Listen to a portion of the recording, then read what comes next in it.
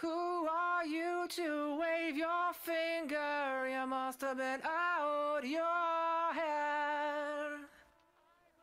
I hold deep in muddy waters. You practically raised the dead. Rob the grave to snow the cradle, then burn the evidence down. Soapbox house of cars and glass, so don't go tossing your stones around. You must have been high. You must have been high. You must have been.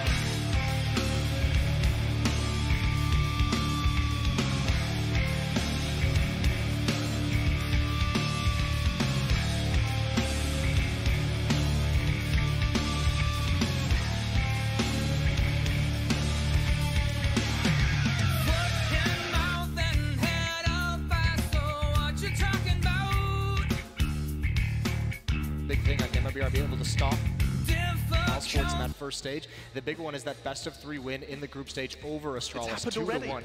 Yeah, and that's the win for MIBR. If you go all the way back to Istanbul, Astralis beat MIBR in a series in the grand finals there. So I mean, this is kind of the tiebreaker now. This is the one. Yeah, I mean, essentially to end their 2018, a bit of a rivalry brewing, Jacob. And that was, of course, one route. But Astralis, they were thrown into the lower bracket and didn't really feel like they broke too much of a sweat, as you can see there in that semi-final. No, I mean, Astralis is a team that we have described as being slow starters as of lately, despite them winning all the tournaments and doing well. They seem to start out a little bit slow, coming in, you know, a little bit rusty and maybe not in full gear. We often talk about Astralis playing on the C level or the B level, but it seems to me that they've found out a way, you know, to win at the C level and now be ready with the A level when they go into the grand finals. We last saw it in Chicago where they just absolutely dismantled Team Liquid after a rather rocky tournament where you were initially thinking into the final that this could be a close one, but Astralis just came out blazing and it was a one-man show right there. Yeah, I am really looking forward to this one. We're going to start talking maps, we're going to start talking win conditions and all of that good stuff. But let's go ahead and get hyped for this grand final first.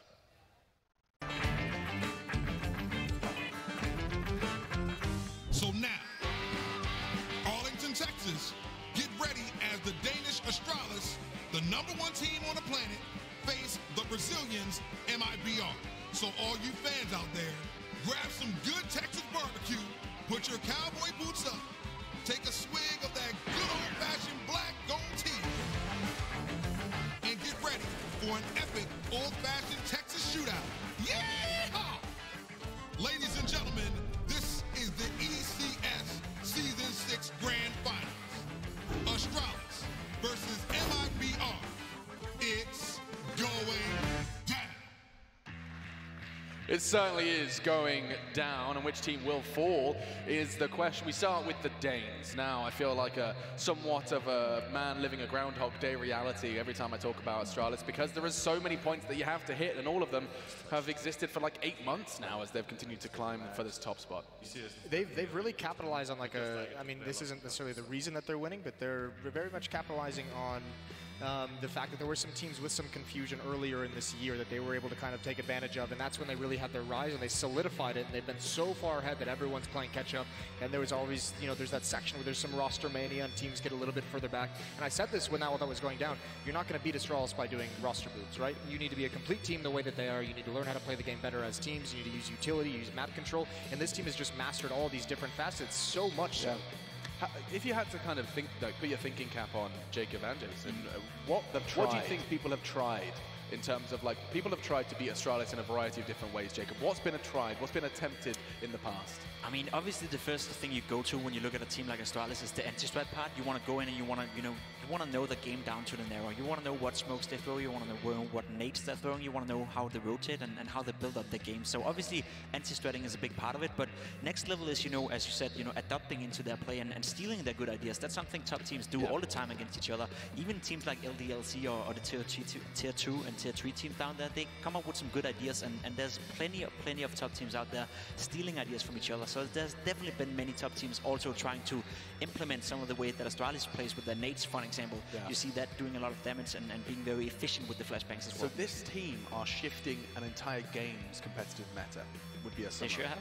Yeah, absolutely. I mean, it started with the nades, right? They were the first team that could really show that you can actually bring HE nades back into this, and actually coordinate them well enough to do massive amounts of damage. The problem if you're going to anti-strat Astralis and steal things is that, you know, they're just so far ahead and you're always playing a step behind. You certainly are. We're going to hear from Astralis now as they sat down with the camera crew before this grand final. I think ECS has a very nice touch to it. It's very player friendly, like it's very relaxed. ECS is definitely a really good tournament. We just like it to play a lot because it's an online league that builds into a final, and you can really feel the build-up, the hype going on.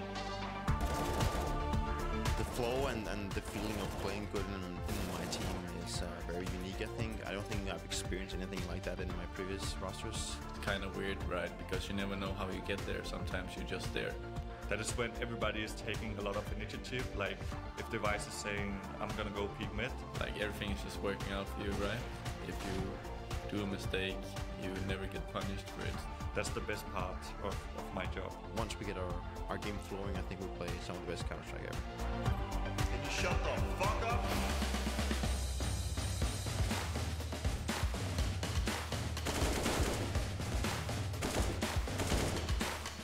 We need to focus on the things that we know works for us, and we need to show the rest of the world that we're here to stay as the best team in the world. Yeah, I'm super nervous. I think it's really tough to be the team that everyone wants to beat.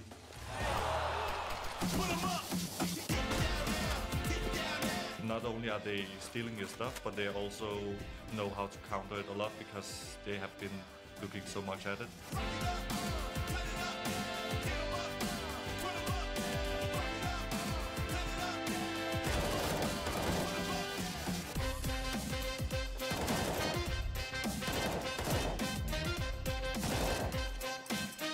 I just expect us to play a little bit better than we did in Chicago, be a little more consistent, be a little more hype, a little more pumped when we play, and just show a really strong level.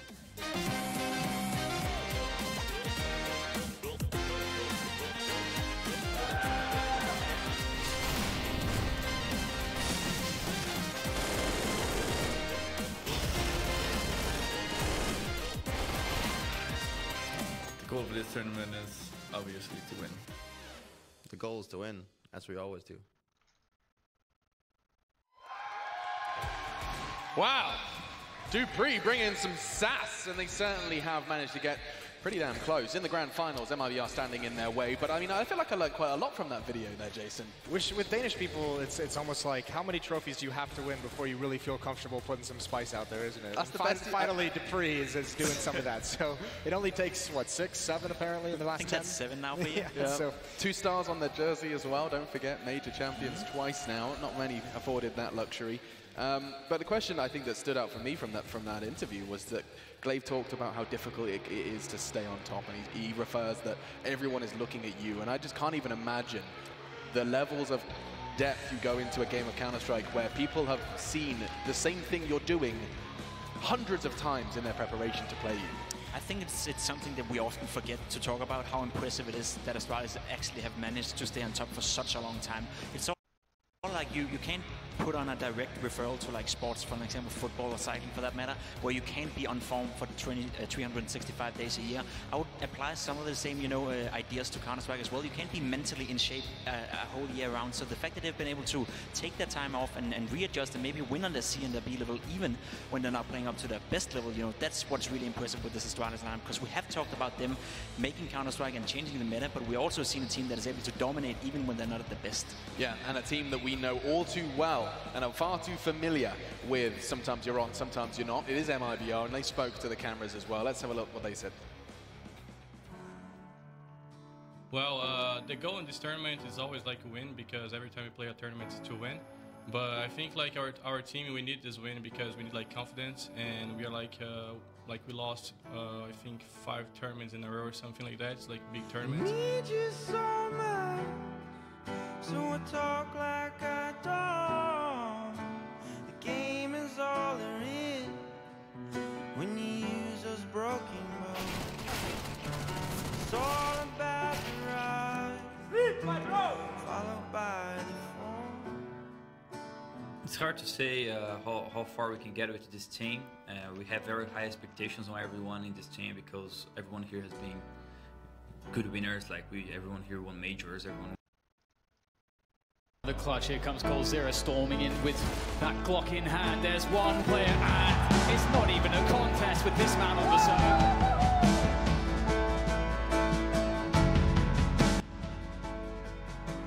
This preparation for this time was the best preparation we had, like since we make this new team, and we are ready to compete against everyone. Towards well positioned, but it's blocked by the stop. Towards well positioned, but it's blocked by the stop line. And Tarek sees Tarek cleared out with the help of Coldzera. For sure, we want to try to finish the year stronger than we started, and it's yet to be seen what's going to be. So I'm going to try to do my best and achieve those results for everyone.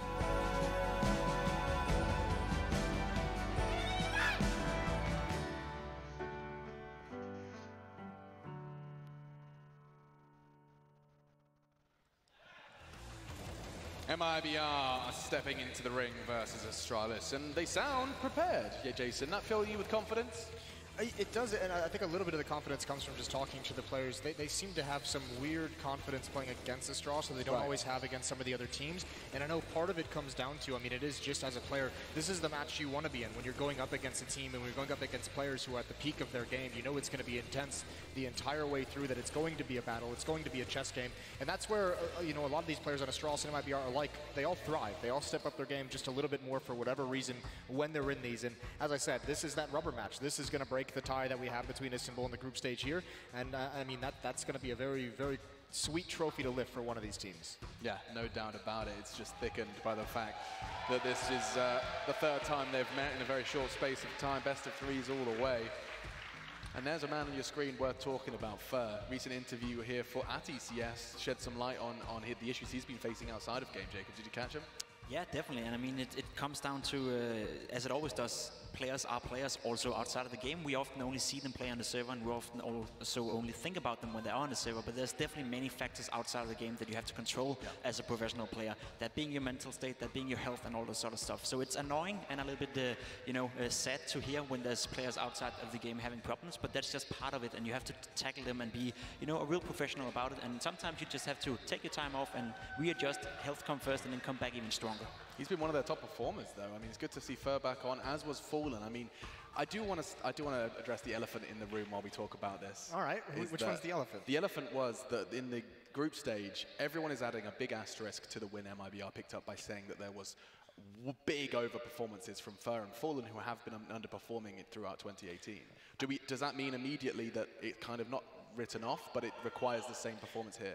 Yeah, I don't think it's fair to put an asterisk on it and say this isn't fully legit because you had those overperformances, because those are going to happen. They happen for Astralis once in a while. Every team gets that like one crazy game where a player just goes nuts, but you do have to look at it and say if you're going to find win conditions for the next time they meet, is Fer really going to get close to dropping 80 kills across the series again? Is Fallen really going to get all those up? I think Fallen was or Coldzera was up at like 76 kills for the series as well. So those mental numbers that came out, and also part of the reason why they were able to get those big numbers is because Tui and Tarek were very, very quiet. If they show up in these games, obviously you're not going to get those numbers, but it'd still be way more beneficial to have one of those two guys performing as well. Of course, absolutely. That's on their checklist, and we'll see how close they get. First, though, the head-to-head. Let's have a little look and see who has been posted. Selected.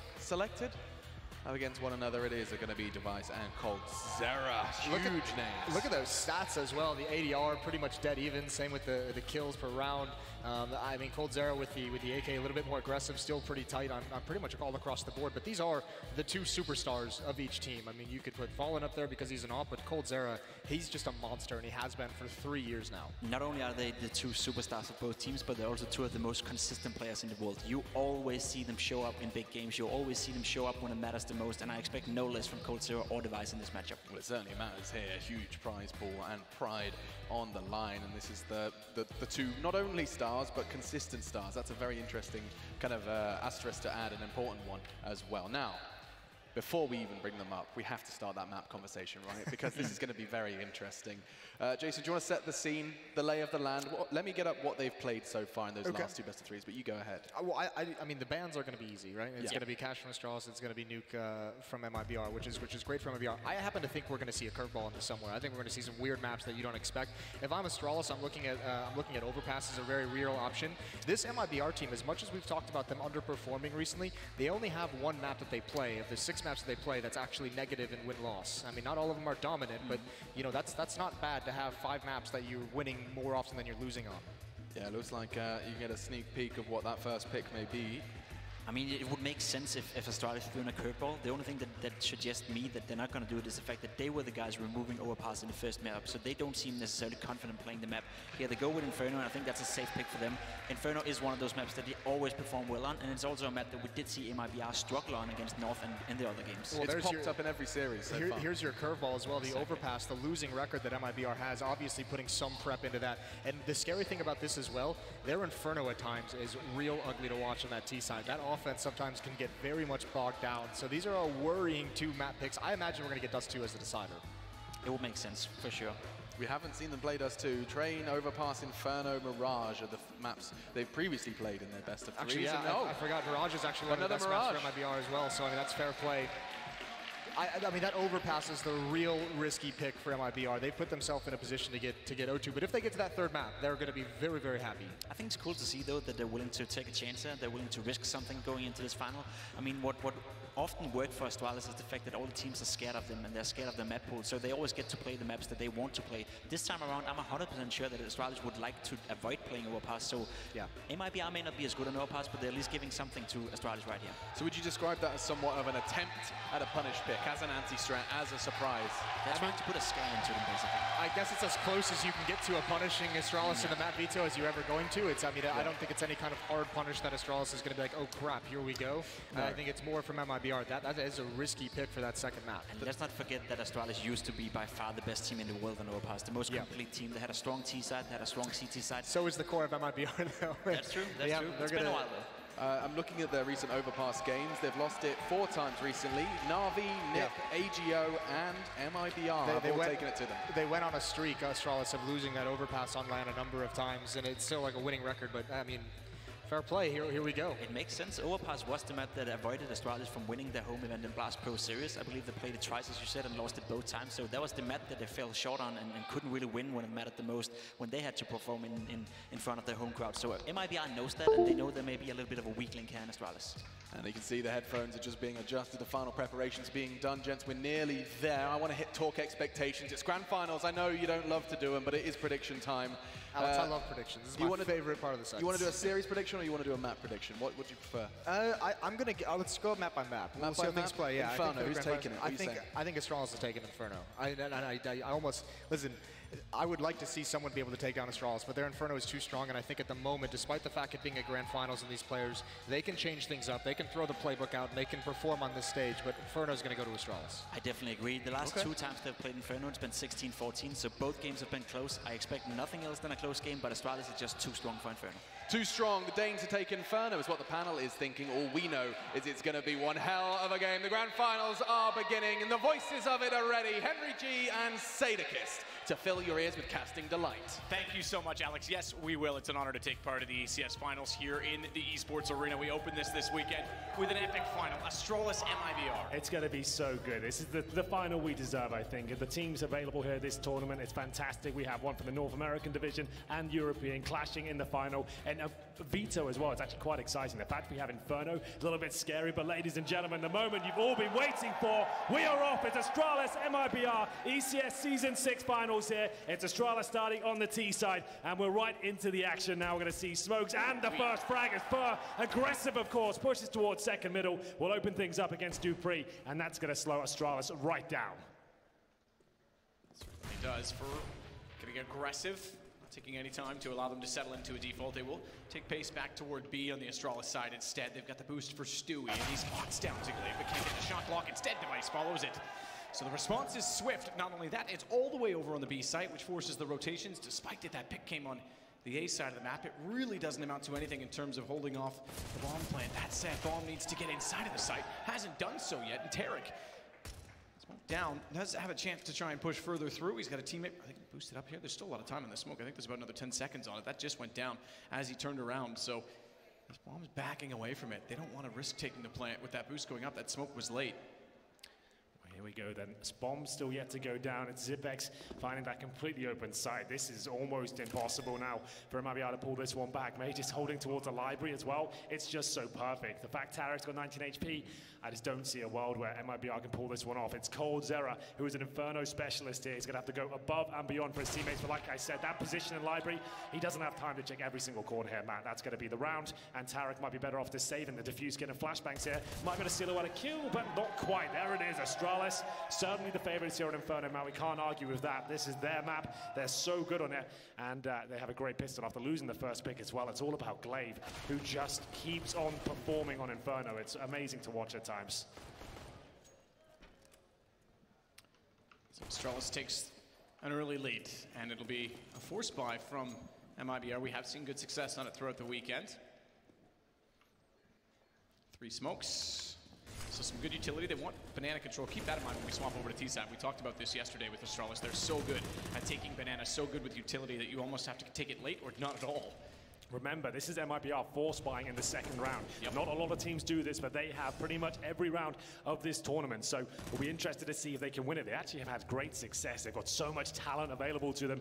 Very smart players as well. But if they check the boost, this round should be over. It's Stewie that goes down. He is known to anchor that B-bomb site solo most of the time. If you find a kill on him, you can almost guarantee the site's going to be open for yourselves. And that's going to be bomb going down, and they might just consider saving the CZs and Desert Eagles here, so they have a chance of actually fighting back in the next round, and that's exactly what's going to happen here. Nice round from Astralis. Didn't give too much away there, just a single kill, bombs down, and they could maybe explore the idea of going for a bit of a hunt here with the UMPs. Obviously, there's money to be farmed there, but so far, so good. But still a dangerous round next if all 3 players survive on the CT forces. Good start again.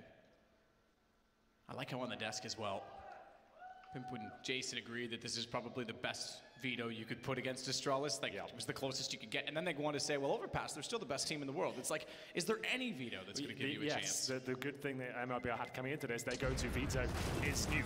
So they had that working in their favor at least, as we will see. Fur, take another kill away. That's going to be a UMP picked up at least. As we get into round number 3, still have to be very cautious one. Usually you'd have just USPs, no armor. You could just run around the map, farm some cash, but they need to be careful here. Players like coldzera, he actually has one of the scariest Eagles in CSGO right now. He can find headshots. So Fur does get a UMP out, which is formidable. Certainly if he can play position and get flashed in, they've got 2 to work with off of Cold. Fur himself has 1. Expectedly, he's over toward the B side of the map, but again, they won't go aggressive on Banana. I expected almost he would play half wall, perhaps try and get flashed in that position. Instead, he's going to be more passive, so they want to have the crossfires for when they actually arrive on the site.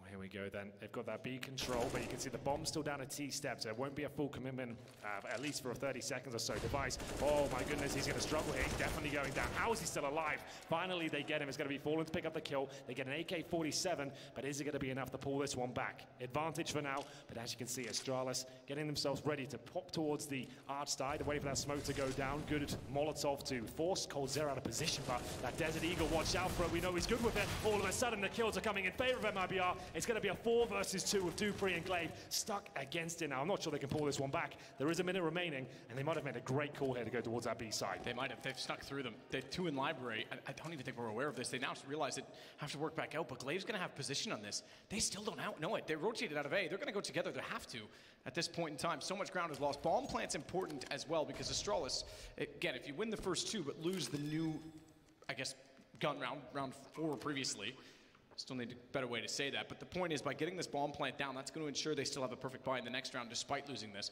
and despite the investment early on. Glaive holding, good find on Stewie. We may not have to worry about the bomb plant. We might have to worry about the entire round. Now Dupree, only with 9 HP, is going to get caught. That Molotov was a little late. They were too close. They were able to swing, peek together. Glaive almost gets them both, but Fallen trades it back. And it did start with the flash on B, but it wasn't the SMG. Fur was playing passive in that position. Well, they win the round. That's massive. And I did say coming to this one, you have to be so careful. If they saved Eagle Armor, it can be chaotic. And unfortunately, it was Device that this is the moment where it all starts to fall apart. If you have a player like that with a rifle in a position as common and prevalent as the banana area, if he goes down with nothing, gives a rifle away to MIBR, that could be enough, and it certainly was. Glaive fought back the best he could, but overwhelmed in the 2 versus 1 in the end. Couldn't find the double spray down, and we are off. We've got a double orb set up here. Fallen and coldzera, classic MIBR double orb. We've seen Tarek joining him the responsibility, seen they've gone back to what they know works, and we'll see now if Astralis with their MAC-10 can answer back here. They did have enough money for a pretty decent buy, 4 AKs, a lack of all the utility device with nothing here as we enter the 1:30 mark, and Fallen, it's so good at this side of the map, Matt. He's great at close range, he knows when to go for the wall bangs, and he's going to fall back to defensive line, but he's got so many tricks up his sleeve. He thought about that. He saw that Molotov be thrown and thought maybe there's someone on the wall, but elected not to shoot it and not give away the fact that it's on the site. As of yet, still playing towards CT, that's easily smoked off, and I presume will be. But he can stick around with the angle already lined up and fire into it. One will do exactly that. Nade goes, flash as well. No smoke as of yet, they want to put it late. And he's still blind, still in the open. Device absolutely destroys Stewie on entry. And Fallen was nearly caught off as well. He's fortunate to get away from this, and I think getaway is the key word.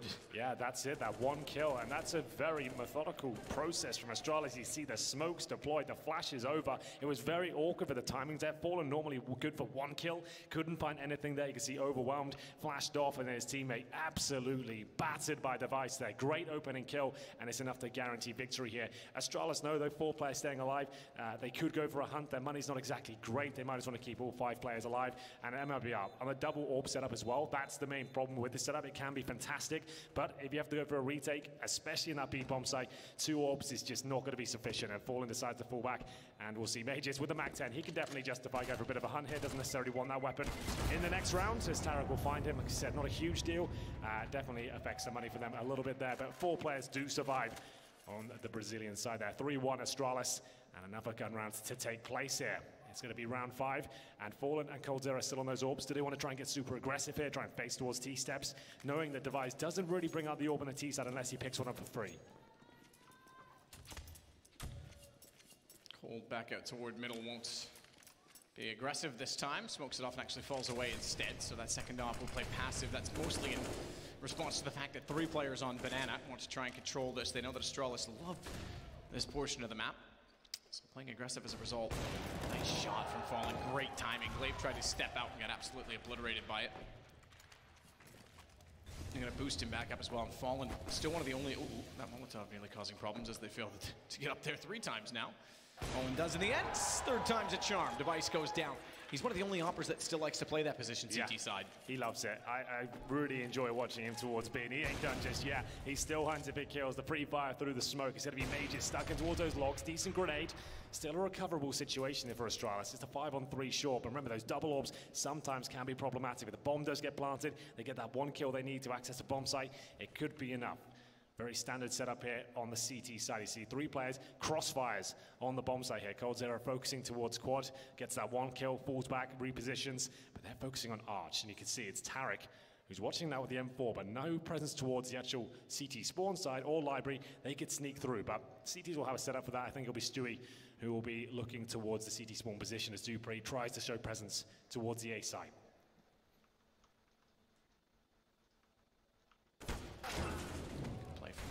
Presence is found, certainly felt by Tarek. Gun barrel showing. Cold didn't respond to it. Wanted to make sure that no one was getting out of Palace in the meantime.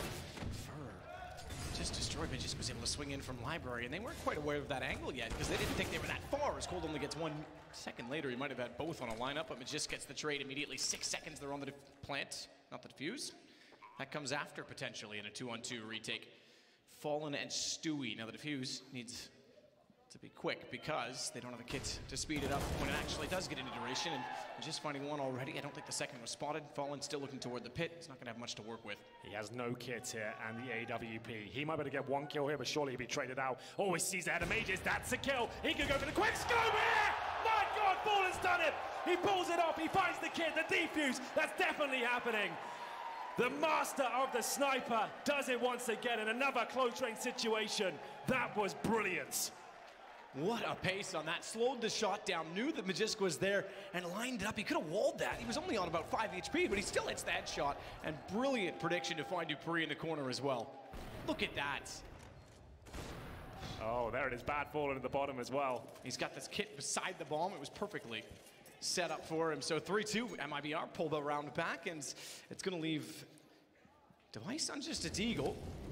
And 4 AKs only for Astralis. Once again, Banana, the point of contention early on. 3 Molotovs thrown out. 1 high from the Astralis side, and then 2 to cut off the entire lane from MIBR. This is going to be a battle, I think, for at least 8 or 9 rounds in this half before someone finally concedes and says, right, let's play a different style default, whether they go to more toward the 3 on A for MIBR or if Astralis finds a way to just put pressure.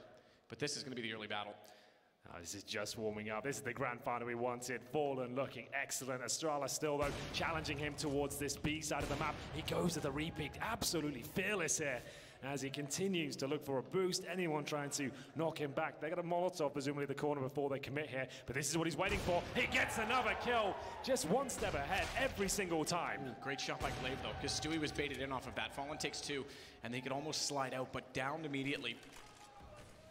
Late on the boost, but again, 2 players new box. This isn't common. Not gonna go for it. First thinking about it, but he's gotta be careful with that rifle. Orange is 2 already taken up by Glaive. Around the corner he goes. They both burn? Yeah. That actually was the nade came in afterwards and did the damage. The final tick from fire kills them both, and that allows the site and the plant. They were going for the bait and switch. We normally see that towards Emo and the bomb's down. You have 1 player there with the AWP suggesting he's using new boxes. You kill him, you think that position's clear, then he can pop out. But if you Molotov it like that, I think they stack the mollies as well with nades, and there's no way MIBR can pull this one back. They are fully invested into this. Remember, Fallen, sure, he won the previous round, but only 1 player survives. Their money is done for, and out of nowhere, a round that didn't look possible, Astralis with a double Molotov win it. Astralis would have been absolutely relieved to see 2 kills arrive there, because they would have thought only 1 was in that position. They were doing that as a standard procedure for clearing it. As soon as the second one came in, get the bomb down, round over, so they pull it back 4-2. No heroics from Fallen this time. 2 M4s carried over. 2450 and 1700, the amount of money that Cold and Tarek have, so just shy of bringing out a full rifle, but Cold's already brought over the UMP. So they will distribute the wealth. Fallen's going to be the one to have the SMG. They're probably hoping that he can build back up some cash to get an AWP out again soon. Unbelievable scenes. Burn, baby, burn. We'll see round number 7 take place. It's a very difficult situation. Fur's got USP. Now a CZ, I've had to say, that doesn't look right. And he'll get a pistol in the end. This is everything from MIBR. They love a 4-spine for good reason. So much talent available. The aim is available in buckets and spades. We'll see whether they can do anything about this. But Astralis, they gave up around already the pistols. They don't want to do that again. Sure, there's a couple of rifles there, but they do have a massive upper hand here. Device now with the AWP. Just starting to get warmed up as they go for the B control once again. That seems what they're focusing most of their efforts. Like I said, Stewie known to play this bomb site alone most of the time. That was happening until his teammate rotates in. That's Fallen. Fallen with the SMG. Stewie with CZ up against 5 Astralis players hungry for another trophy. As all 5 wait on the other side. The flash is good. Device gives up the fact he's got the AWP in that position. No kill found, and that'll call for a rotation here from Fur. They've actually got manpower on this side. Nade through does damage onto Fur. Beneficial for the take. Fallen with an nade back, doesn't quite go far enough. Ooh, bounces, yeah, didn't do anything. Got in behind the wall. I was gonna say, didn't quite go far enough to get it down the lane, over top of the wall. That might have done more damage with 3 players sitting low, waiting for the execution. Bounce Molotovs. Clear close side as well. Flash. Molotov's gonna spill the orange 1 and 2. Fallen steps up. That's 1 kill only on the USP.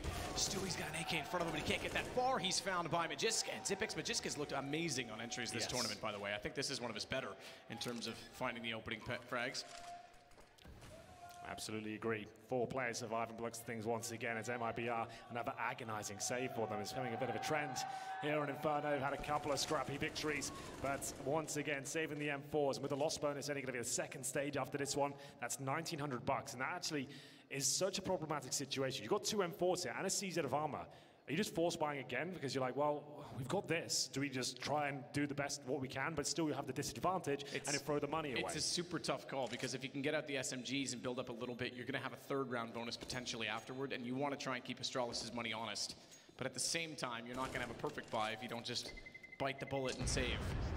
Absolutely. I don't know what the best call is here. Those guys will have a much better idea than I will. We'll see whether they're going to invest or just maybe get Deagle armor on the two other players, try and drop whatever pistols they can, and see if that's the right call. I think a tactical timeout is definitely required here. It doesn't look like they're going to call for it. Well, they had lots of time while they were saving potentially to talk about what they wanted to do with it, so they are going to bite the bullet. So just two full EK players, not even P250s there. Surprised at the fact they're going to get 2,400 next round. Did he kill the chicken? I think he probably wanted to chase him away from mid, to be honest, to not reveal anything. If well, no animals are harmed else. at least. Yeah, no animals were harmed. Device the first kill. Xyp9x has got a lot of pressure being applied, manages to withstand the first of it, but not the second, as Tarek will get the shot back. That's one of the M4s. Now, they know there's a gun down in that position.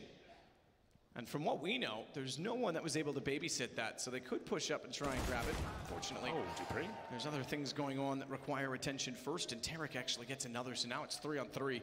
That gun is definitely still there, and Xyp9x is aware of it. Or excuse me, Tarek's aware of it. He's going to rotate around. Oh, Device, this Get the AK. cost him his life. Yeah, so 2 AKs picked up. Excuse me, that was Stewie. I thought it was Tarek. It was Stewie. So now they've got 2 AKs upgraded from M4. Fur's not going to be able to get one. He's locked inside of Ruins. Well, every second he waits on his sandbags is going to guarantee the bomb, but he's got the kill on Device here. He's going to go for the knife as well. I think he probably should, considering their money situation. Oh, he lets his teammate die, unfortunately, for it. We do get the knife, the crowd pleaser. They might be able to go for this. No, his teammates at T-steps, to be fair, so he won't save the AK first. He gets the knife, cost him his teammate, but still, they're going to have 2 rifles. That's what they started this round with, so it's actually better because they get AKs, right? Exactly. Now, yes, the knife gets him the extra money. That's what you're thinking. However, it's actually more costly, because if you hadn't just killed him with the CZ, they have 3 AKs, which is more than the $1,500 you just made for doing that. Indeed. So I know he was thinking money, and it was the right thought process. It just... unlucky. Yeah, he didn't think it fully all the way through, unfortunately, not seeing that kill coming in. So either way, again, we talked about this. They saved it out. Cold's going to be the one of the AWP this time. Yeah, this is when he takes matters into his own hands. Maybe he's got that good spawn. Can we check out Coldzera? Yeah, he wants to go towards middle here and see whether he can maybe open things up. Doesn't commit to the peak, so maybe he just feels like he's going to be more effective with the AWP towards middle than Fallen could be at B, because that's where they're really struggling right now. We're trying to change things up with a double rifle setup instead of Fallen on the AWP. As they leave, again, Stewie alone. He's got the AK this time, though. That's where he can do his best work. He can go and challenge for the jewels. He's hungry, he's aggressive. He wants to challenge them one-on-one. So the AK can actually have freedom to do that now. Flashes, send the lots toward mid. Cold's in the corner. With an AWP, they don't check it. Turn around. Oh my goodness, how does he get that no scope? Nearly gets a third because Glaive's distracted and he wants to get back out. But no further aggro on Glaive. He's got the lineup. That was impressive and almost depressing because they walked right by the AWP. Yeah, that's a very overlooked spot. I don't know what it is about that position, but it always seems to happen. We will see 2 kills in the AWP. Coldzera seemed to have positioned himself perfectly as Tarek will try and fall back, dropping another incendiary there just to buy himself some time to get in a more defensive position, as now they'll go back towards B. Like we said, that's where they found most of their success here. They've only got 2 smokes, but that's fine. You can smoke towards Coffins and CT spawn. I just don't think that Astralis will be winning this round. Stewie is almost certainly going to get at least 1 kill, and then it's going to be, what, a 3-on-2 on the retake, and that should be enough time. Molotov perfectly deployed. They're going to have a real tough time getting through that. Tarek swinging out. Finds enough damage on Device that Stewie, nice transfer as well, is able to take down Xyp9x. Glaive only on 1 HP against 4, so not likely this goes anywhere except the way of MIBR. 6-3. Stewie confirms it. Good round for him. All 3 in the site. Yanko likes that. Yeah, that's what they need. They need a nice clean round. No bomb was planted on the Astralis side, and now they're starting to whittle away at that money. They're going to build their own. They've got 3 AKs on the CT side. Yes, a grim start, but they can absolutely bring this one back. It's 6-3, and Coldzera, like I said, I don't know what it is, man. We've casted so many games where this position's overlooked, and I don't know what it is about it, but it's a weird one. And Stewie, as mentioned, you're going to expect him to get at least a frag or 2 there. As we've got a little technical pause here, a chance to catch our breath and just work out what we've seen so far. It's been very exciting, some exhilarating rounds. That one from Fallen especially was absolutely fantastic, but still, even with an epic clutch like that, you'd expect them to have more than 3 rounds on the board right now, but still quite early days. Astralis with enough for a full buy of maybe 1 compromise in the form of Xyp9x. He's got $3,000. There's Yanko, waiting to see if they can topple Astralis on Inferno. Not many teams can that. Not many teams can at all. And remember that MIBR, despite that they have 3 rounds already, they struggle a lot with that banana position. We've seen it ever since, go back to the Star Series with G2 and the nightmare with Phelps and Fur. It's something that they just don't ever get right. They're either too passive or too aggressive. So far this game I've been impressed with it. They're using utility to hold Astralis at bay, and Fallen has looked excellent on the op in that position. So that's a change already that could lead to, you're right, the results, to finally someone taking down Astralis on Inferno. That's in a major, or excuse me, major, yeah, close enough. In a final of the ECS season, I mean, that's impressive in itself. They've had relative ease with finals so far, Astralis this year. Glaive seeing the Flames encroach on his position, but he's absolutely fine, gets to save his smoke. That might seem like a small detail, but in post-plant situations, smokes are king. So the fact he can keep it there and avoid the damage is fantastic for him. So, nice default here, haven't taken any damage. As Astralis, once again, dissecting this B side of the map. Molotov to push players back like Fallen, and it won't be him on the AWP again. It seems that they want coldzera to be AWPing towards middle. It worked before, got them that successful round, so why not? Tarek setting up the smoke for his teammates there, just to back them up. That's going to mean they have Fallen and Stewie there. Stewie still has his smoke as well for a minute on the clock, so does Fallen and an incendiary. They are very well equipped. That's fantastic from Tarek, just very selflessly coming over, dropping a smoke, buying them some time, and that's going to actually boost the B-bomb site dramatically. Glaive with a flash over, Device the one up close, smoked off however by the CTs. This buys some space. It's a pretty big gap. Yeah, Device could actually creep through and go for a kill if he wanted to. But he is alone. He's just firing off shots there. You can see no targets in sight. He just wants to sell presence while his teammates go towards middle. Oh my goodness. Lucky to be alive there. Fur wasn't expecting a free kill like that. No, nade out, walking into the cubby. Zippix will fall off of it, and the presence from Device will now be aided. He'll have some momentum behind it as Stewie sits on top of the coffins. Watch for Fallen flashing him in, trying to get the shot out. Smoke's still down. There'll be one in his face now, but he stays forward. That smoke's a little bit deep. I think Stewie had an angle.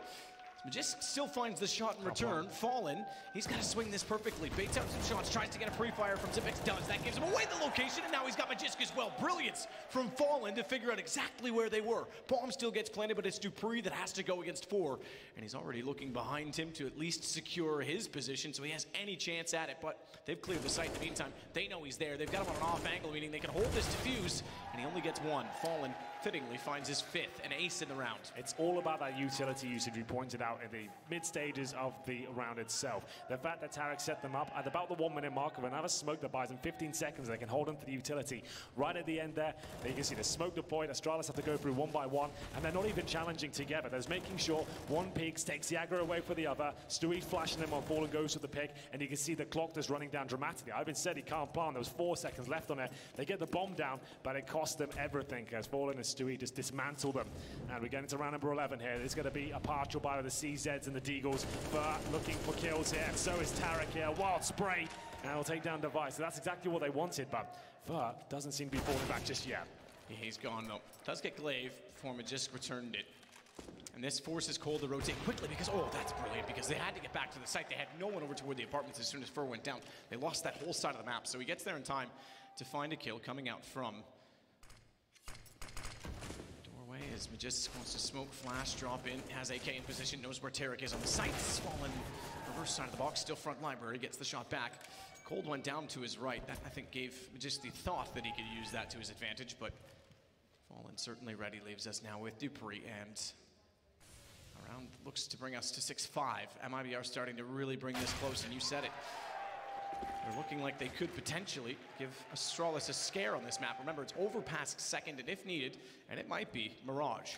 Absolutely, I'm really excited for the map ball actually, and MIBR looking sharp now. Like you said, a rough start, but now 3 rounds in a row, they're closing the gap. Inferno isn't as one-sided as it used to be. CT side, sure, you can maybe game for 8-9 rounds, that's absolutely fine. They're definitely still on for that. As we'll see a tactical timeout, the first use I believe, so it'll be Astralis to call it. We're going to see them considering their options. Zonic definitely wanted to get involved and give his thoughts on what he's seen so far.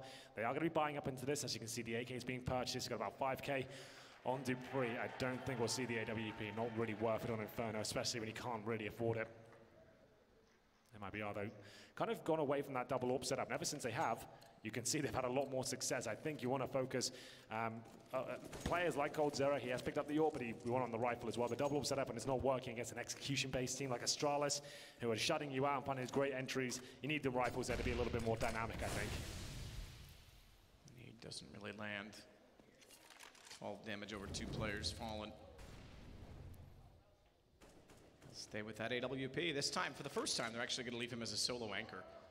So that suggests to me that they're pleased with the way things are going on Banana, that they finally have the confidence that they've contained Astralis. And by leaving him there on that op, they can now strengthen up A. I knew it was going to take a few rounds to jostle for this position, but MIBR seemingly have done enough.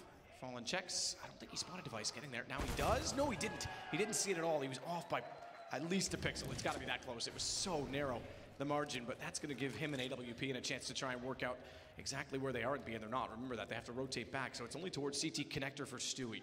There we go, a smoke down to try and get back on the bomb side there. It is going to be Stewie making his way back. Fallen was holding B by himself. That is a very common setup with the AWP. Get it towards the barrels, allowing you to have 4 players towards the A side of the map, but it falls apart if you lose that sniper. Luckily, there was only Device there, so they couldn't just collapse into the site and take over. So Stewie had time to rotate in, but again, he is there solo.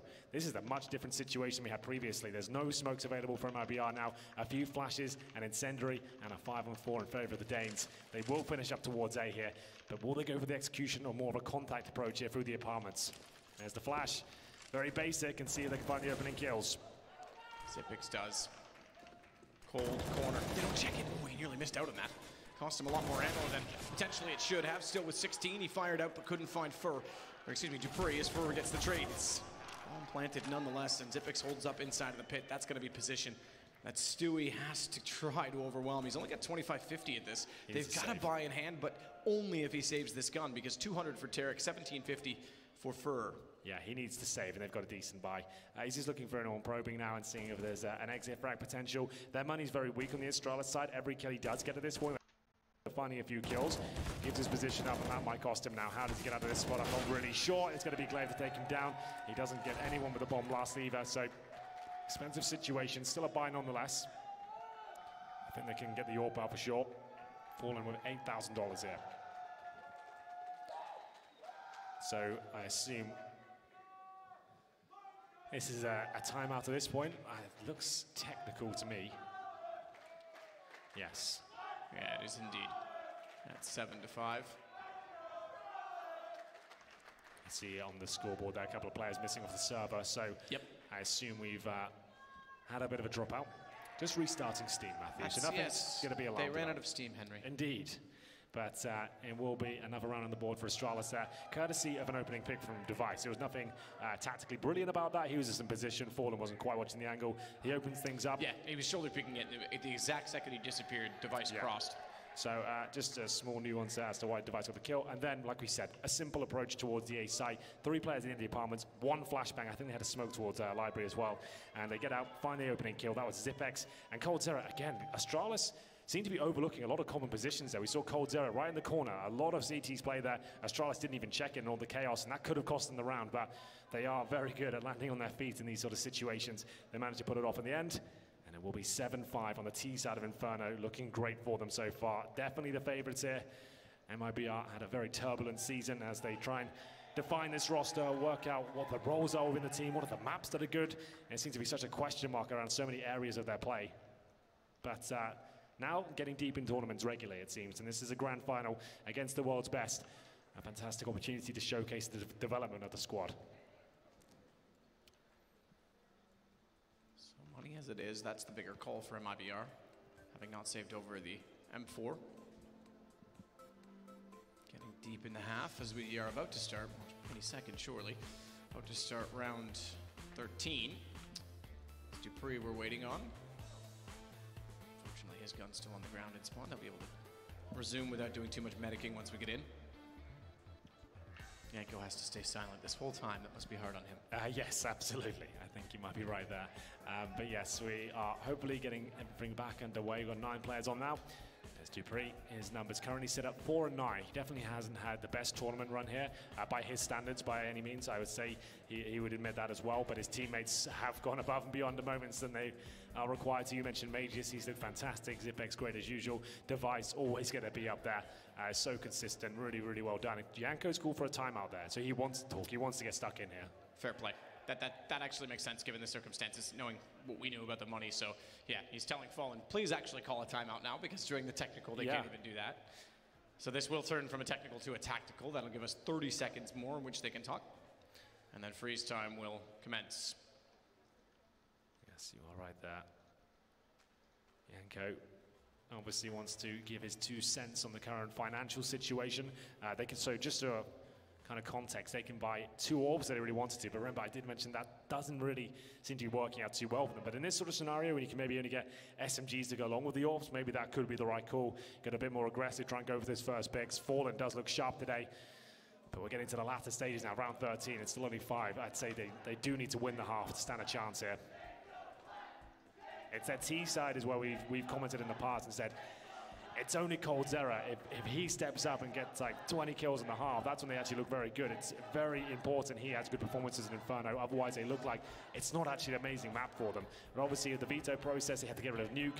And playing Inferno against Astralis isn't the most exciting prospect for them. But we'll see if they can stick the landing in the first half at least. As everyone's back on the server, can confirm that. I assume with restarting Steam, we'd have to get the phones out and everything like that, so it might take it a little bit longer. And we've got 10 seconds, Matthew. Any last word you'd like to say before we get back into the action? Nope. Nope, that's it. Let's get it going. Well, Yanko does Some get fun a on the stage today. You did. Looked like a lot of fun. We had some fun on the desk as well. It's the loudest casting I've ever heard you doing. My voice hurts so much. I'm not going to be able to talk tomorrow. But that was fun. It's fine. We only have another event that we have to fly to literally tomorrow, Hank. Yep. You'll have lots of time to recover. We're going to have the AWP. Like I said, it is a difficult buy, and they do go for the double orbs. It makes sense. You've got 3 lesser weapons. In this sort of setup, I don't mind the double orb. We'll see whether it works out for them. I do want to see a bit more aggression, perhaps, so, and try and get Fallen in an advantageous position where he can go for those initial kills. Device will have to extinguish that. Incendiary at the start of the round barely takes any damage from it, though. It's not a huge deal.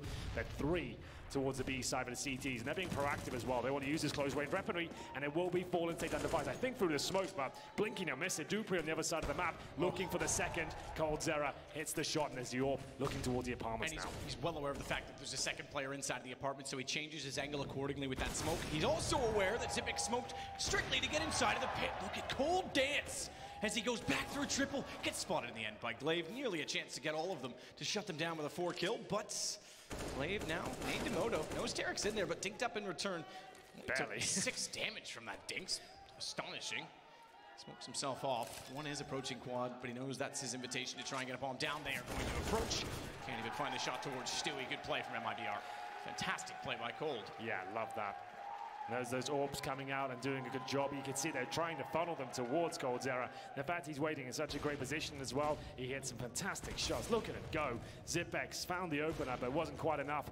And that CT push towards the B side of the map. 3 players there, SMGs, make them uncomfortable. And Fallen, I believe, got a kill through the smoke to get Device. That's a great way to open things up, of course. And that's going to put MIBR right back in the race, because that shut down the money of Astralis. A tactical timeout from them. We're going to see a lot of those throughout this series. Remember, this is the grand final. And I'll make sure the coaches are involved in dissecting everything and helping the team out. With $3,000 available and first stage loss bonus, I don't think they'll buy, because with the 2K coming in next round, they'll be able to get AKs out and armor. So I think they'll just take maybe a very modest investment of P250s perhaps. We'll see how they approach it. Good win from MIBR after, again, forcing out the double op setup, making it work, and now escaping the fate of economic crisis, a recession, if you will.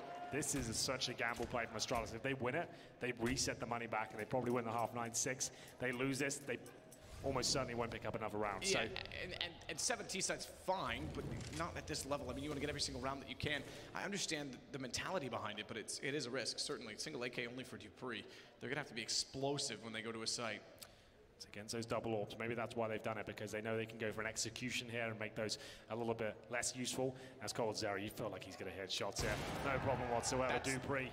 That's a smart way to deal with the double op. If they're going to try and go execution-based, go aggressive. Get into a different position. Yeah. Catches them out immediately. They can't even get to a point where they're setting up for a take. And down a man already. Thankfully, the AK does transfer over. Zipex is able to pick it up. Now rotate back down toward Banana. They haven't put any pressure on that side of the map as of yet. So they have no information whatsoever as to what's going on toward the barrels, toward the bags, if there's anyone playing aggressively. And without that information, they also can't really tell if they've gone for an early rotation, which, as we can tell on the mini-map, you can conclude for yourself.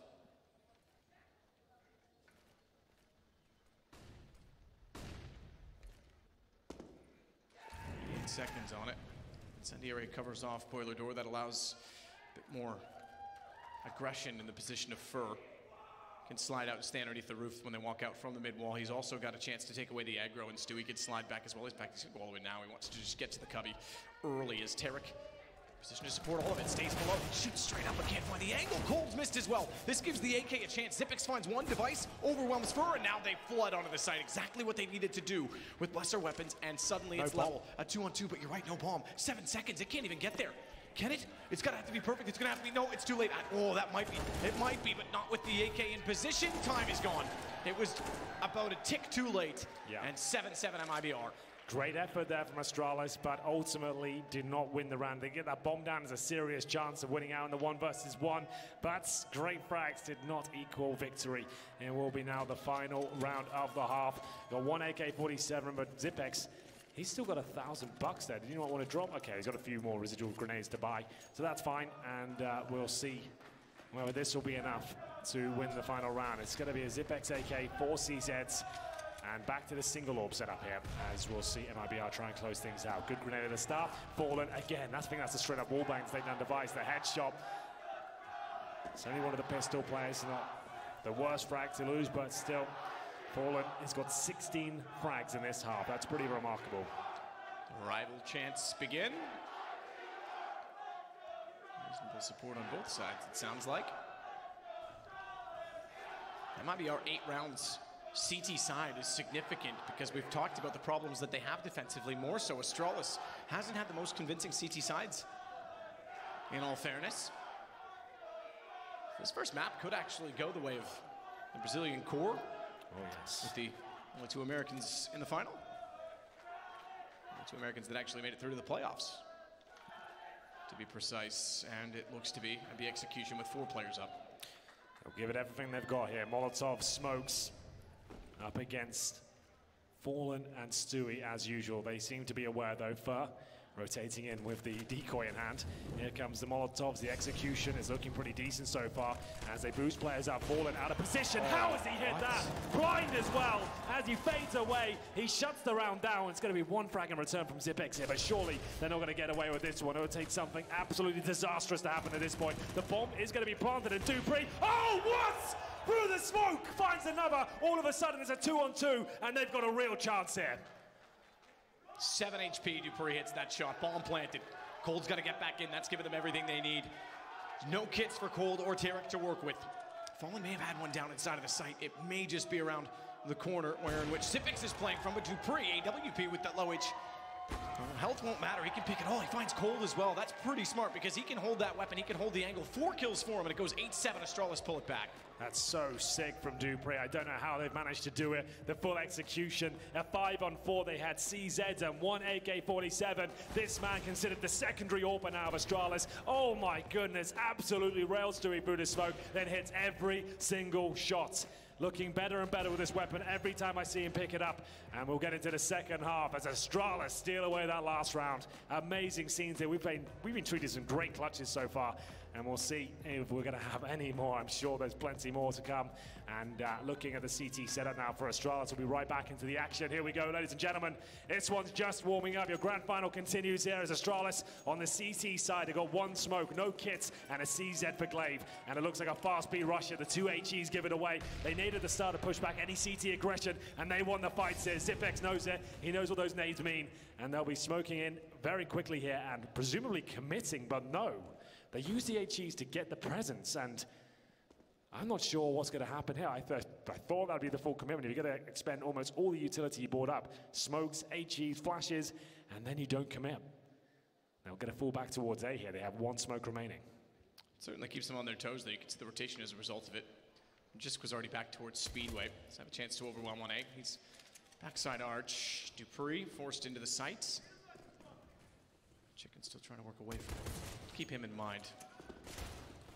Xyp9x holding, waiting for the push through, finds 1. Second one toward Library. It's going to be Magisk with the crossfire, and they each find a kill plus another 2 for Xyp9x as he turns around, somehow staying alive. Smartly turned away to make the hitbox a little bit smaller on his head, and then absolutely was ready to fight as soon as the reload was done. Stewie's left in a 1-on-4. No chance for them, as Astralis is going to take a 9-7 lead plus the pistol. Both pistols now going their way. So he'll do what he can. Hold Further the phone. damage. There's 3 that are extremely low. 36. He may be able to isolate this to Ruins. Has device. Bomb still down towards CT. You can see Zipix immediately running back. Hang on, we got to hold on to that. Yeah, well, they're going to try and run the clock down as low as they possibly can at this point. That's the right thing to do. They've actually let the bomb go. So they know Stewie can't just run up and pick the bomb up, right? He's going to assume players are dead. This is a massive risk, but oh my goodness, I thought he had another one. So MIBR go for the banana rush. I assume that was the call. I don't see what benefit they'd have faking that with all 5 players. They've got no presence towards A. They seem to cancel it. I feel like they'd have to commit with that. You use the HGs, the smokes, the flashbang. You have nothing really left. As they go through the CD spawn and find the meat grinder has fallen. Really should have got that frag on Zipx, but unfortunately didn't work out for him. It's going to be 9-7. Astralis, you are absolutely right. Pick up the pistol, but remember, MIBR love to force buy in that second round. We're seeing a scout already, and our good old friend TeamSpeak has had an issue, Matthew, so we're going to wait a little bit here. Let's see if they can get it sorted. Starting to wonder if it's Sonic, because he's trying to lean in and speak to Dupree rather than communicate through the comms. So get it sorted either way. As always, Henry, it's your favorite program. It is. I really might have to start a campaign to find a new bit of software to handle this. Just build one? Then you can just sell it to everyone. That's probably a good idea. And then you can invest it in cryptocurrency and Tesla and run away to the hills. That's Tommy will help the best you do it. of all the worlds combined. That's great. Well, it will be 9-7. Like I said, the force buy coming in. The guys are purchasing up. I can see Orcs coming out. Device, remember, throughout this tournament, Matt, he actually is another player embracing the new weapon. I saw you have a go of it in the show match. How did you feel? Let's not talk about that round. The gun felt great. The round felt not so great. Fair enough. We're seeing, though, a slow development, though. It's actually a very viable weapon in the competitive scene, and certain maps really lend itself to it. Especially Inferno, if you hold like coffins or apartments with the Orc, there's great headshot positions there, and we'll see if he can start lighting it up. Remember, though, force buy, scout for Fallen, and Deagles on his teammates. Coldzera looking to find heads. This is his home map. I love watching Coldzera on Inferno. He definitely can make them victorious here in the second round. We'll see what happens. Here's the nades starting off. It's smokes, so they don't go quite as aggressive with the airstrike as we formerly have seen from Astralis in rounds. They do have the massive weapon advantage, but Fallen, again, we talked about this as well with the Scout. We saw it on Nuke. You don't necessarily have to get the kills with it on these rounds. You want to just get as much damage as you possibly can to allow the pistols to then capitalize on it. It is Fallen. He's more than capable of headshots, but both will suffice. Glaive gets pushed down, clears it out. Didn't need a lot of utility to do so this time. Meanwhile, back over toward the top side of mid. That is where MIBR wished to strike. Just one waiting toward Pit. He'll fall off it, very efficient in that position. I think he's got a smoke down in front just currently to make sure he can push out through, but he's heading in the direction of Fallen. Put him on 10 already, and that's with the Scout. That one's gonna put him down. No chance he escapes that one. That range, that low HP, but watch Glaive. Remember, he got here without utility. He's got an overwhelming amount of players in front of him. Zipix tries to help in that position, get the crossfire set up. He still finds 2 for 1, but it's gonna give at least one gun to now complement the Scout. Well, still 30 seconds remaining. They know exactly where they are. And Dupree with the position probably doesn't find the kill there, considering he's got the MP9, but does a lot of damage towards Tarek, and that might dissuade them from going for this. But to be fair, they need the cash, so I assume they'll just run in and try and go for a plant here. Drop a smoke to gain them access towards the site. Actually worked out horribly because that's not taking any vision away. In fact, just blocked theirs. Absolutely does. Not great. Yeah, and at this point as well, with 2 on 4, not a lot of time left in the round, with picking up an SMG, you can farm a bit of cash with that. And you can certainly cause reinvestment, because now we do go into the gun rounds. Ooh, I take that back. They went a little more aggressive on the force, didn't they? What am I saying? So it's only 25.50. That was pre-injection on the cash. This will give reasonable chances. Well, what's Glaive going to do with 45.50? Probably go, yeah, immediately M4. They're not going to try and get an op early. Device is comfortable on that AUG. Go right, boys. Always yeah, go right. Pass on right. Why is that hard? I think Pimp and I did that in the show match, to be fair. What am I saying? Yeah. It's probably my fault, too. Let's be honest. We're going to see Glocks and PD50s here, no armor. That really was the nightmare scenario. If you force by in that second and you don't get the plant out of it, you're going to be hamstrung now going forward in this half, and they've already lost both pistols, and it's going to be 11-7 after this round. If they can get a plant down, I'll be very impressed, but Inferno just doesn't really lend itself to cheeky plants here. Maps like Train we talk about, because you have that inside prospector pushing in the lower ramp. All 5 can overwhelm the one player, but Inferno, that's not really an option. You really do need smokes and flashbangs to remove vision from the CTs and push them back towards their spawn positions all on the bomb site. As we'll see the 5-on-3 underway. A couple of flashes. Fallen wanted to try and get them toward the bomb side, but it looks like they'll get absolutely nothing out of this. Zipex continues to apply the pressure. As he'll be flashed off, doesn't need to overcommit. And the Orb probably going to find its first kill, not quite. And there it is. Clean round for Astralis. Plenty of money in the bag. And now it's up to MIBR to try and answer back. They have about 5k per player. I don't think they'll bring the Orb unless Fallen wants to go glass cannon. They do bring the op out for Device, though. He is going to swap it over. Dupree was capable of doing so, and he'll take the AUG. He's comfortable with it as well. And it's Fallen that's still making a decision. T-side op for Fallen hasn't been as promising as it certainly showed to be on the CT side this map, but he's capable, he's quick. If he's having a game like he is right now, everyone on his team has 9 kills, by the way, except for him. He has 18, so he's double everyone else. You're right, that's kind of weird, isn't it? He is twice as good as all of his teammates. Exactly, on the nose. Well, there it is. You can see Yanko trying to fire them up. They have got 5 AKs who are considering the AWP purchase, but it's not going to happen. We've already explained that in the first half. It's not massively impactful in the mid stages of Inferno. It can be difficult to work picks of it. It's better to have more dynamic teamwork with the 5 AKs, unless you pick the AWP up and you feel like you can exploit one of their defenses, as Device will certainly have it. Look at the cash available for him as well, with 7k fully invested with the AWP. Throws the incendiary at the start to stop players getting towards that underpass position, but Stewie, very efficient. He's going to get the kill here, no problem. He's going to take Zipex down. Can they get the response, though? They certainly can. Great teamwork, good flashbang. You see that incendiary following up as well, just locking Stewie in position. Play back around the corner, smoke deep, and Molotov close. He's able to clear. Minute 26. There's no guarantees on that side of the map, but they are going to put him low. He's been getting aggressive now twice already. We saw with the UMP just 2 rounds ago, and that's in a short amount of rounds, 4 already on this CT side that he's been there. And normally they don't get that aggressive with it. They clear, but they hold